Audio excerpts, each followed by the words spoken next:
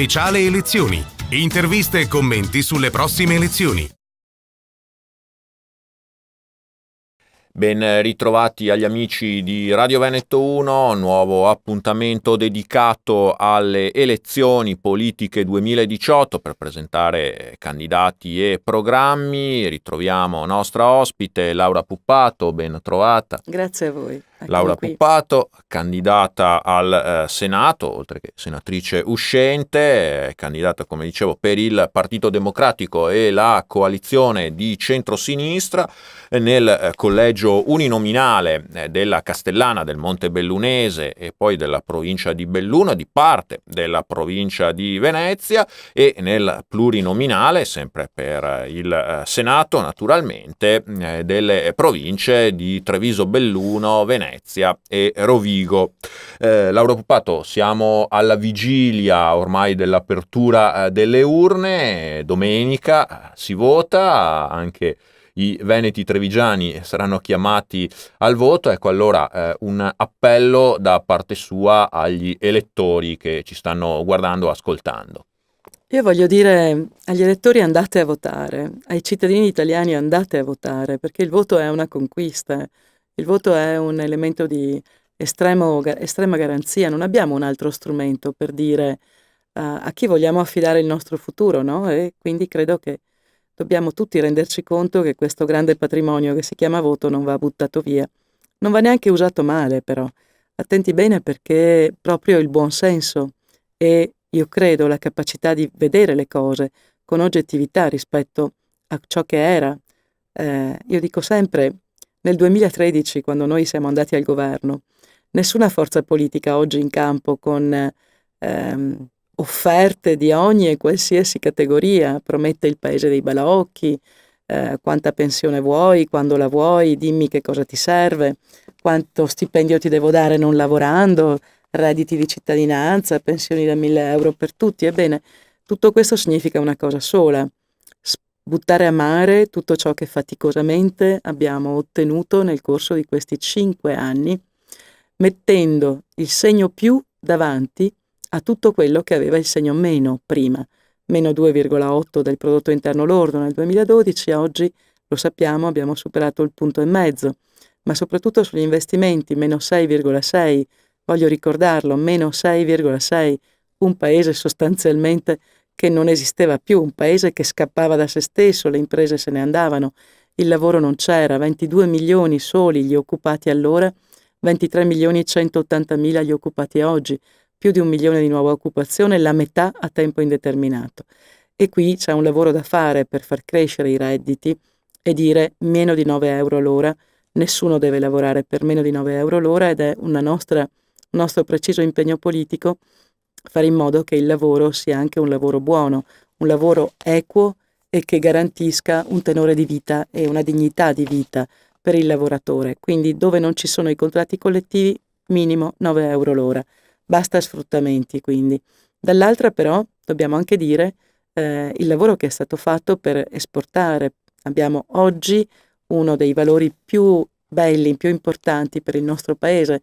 È la seconda volta che capita dal dopoguerra, è importante saperlo. La bilancia dei pagamenti italiana più 42 miliardi di euro, non milioni, ed è il secondo dato positivo dal dopoguerra sostanzialmente. Quindi da questo punto di vista c'è un'Italia che sta veramente uscendo dalla crisi, e non è un'Italia che quindi, come nel 2012-2013, stava invece abbandonando un intero paese a se stesso, con crisi molto gravi, con crisi aziendali ripetute per migliaia e migliaia, con casse integrazioni, con problemi di disoccupazione gravissima e, diciamo, una sfasatura che ha purtroppo il nostro paese ha costretto i nostri giovani molto spesso ad andarsene.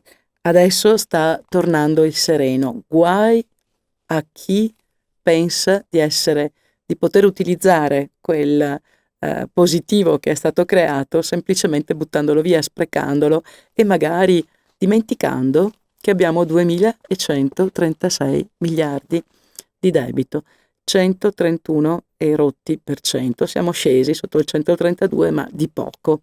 stiamo migliorando, ma ancora troppo poco. Ebbene, quella è una zavorra che noi non possiamo permetterci di lasciare ai nostri figli.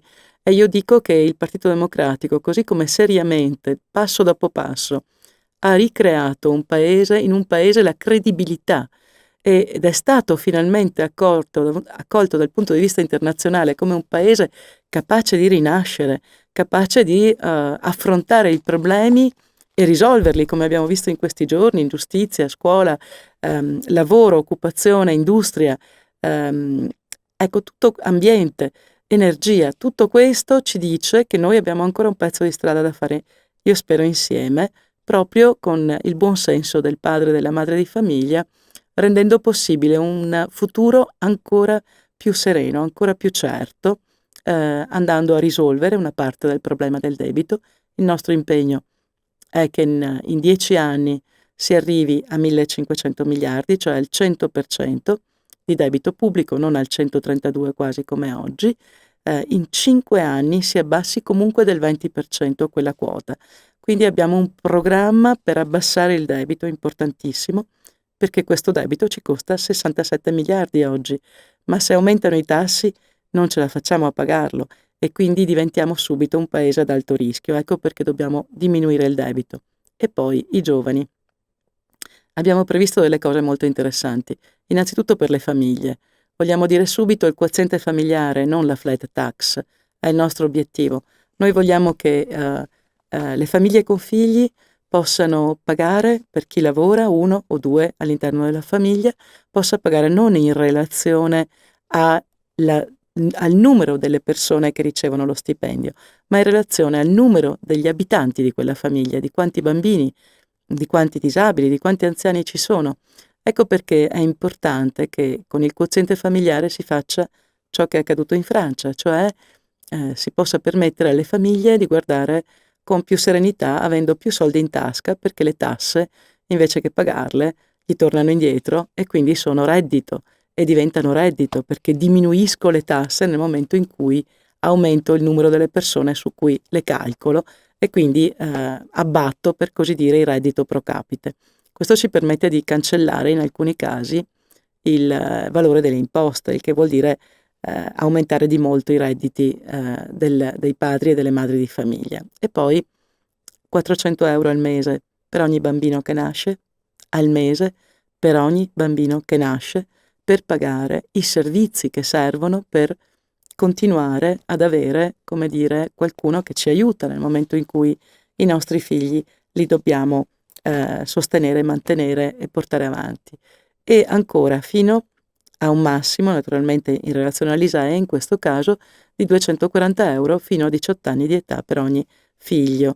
Un aiuto alle famiglie, un aiuto per la scuola, un aiuto per portarli verso l'università, insomma un aiuto da parte dello Stato e del governo, in particolare verso i giovani e verso le famiglie. Ancora vogliamo procedere con un incremento, diciamo, favorevole alle occupazioni dei giovani e fare in modo che le aziende assumano sempre più giovani, specie laureati, diplomati, ricercatori, proprio con una favorevole fiscalità che vada ad incrementare ulteriormente ciò che si è già fatto in questi anni.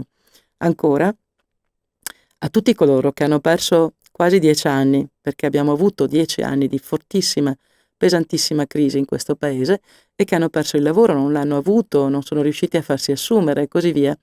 Ebbene, a tutti costoro noi diciamo stiamo pensando ad un progetto, diciamo, che si chiama pensione di garanzia per i giovani. Sembra una contraddizione in termini, ma non lo è, perché i giovani, è vero, non pensano alla pensione, però prima o poi ci arrivano ed è importante per loro sapere che se anche avranno lavorato solo 30 anni, perché magari per 10 anni sono rimasti, diciamo, fuori dall'ambito lavorativo, il meccanismo pensionistico garantisca loro un minimo di 750 euro mese, garantito, ripeto, a prescindere appunto dal numero dei versamenti effettuati, dal numero minimo dei versamenti effettuati, a partire naturalmente da un minimo di 20 anni.